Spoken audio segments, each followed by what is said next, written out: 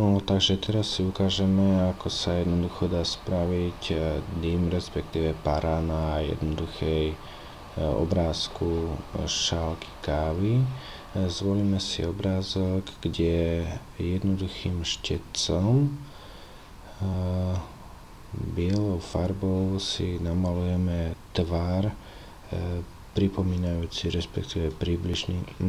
Musíme si zvoliť najskôr nový layer, respektíve vrstvu, kde si to nakreslíme.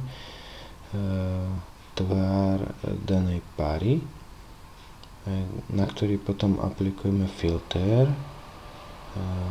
Prejdeme na filter,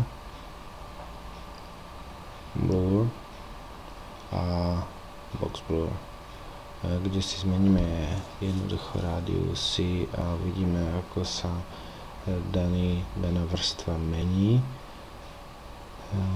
Je to na uváženie každého.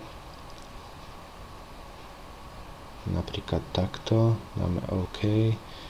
Vidíme, je to na novej vrstve, môžeme s tým pohybovať, meniť farby, prispôsobovať akokoľvek. Jednoduché, rýchle.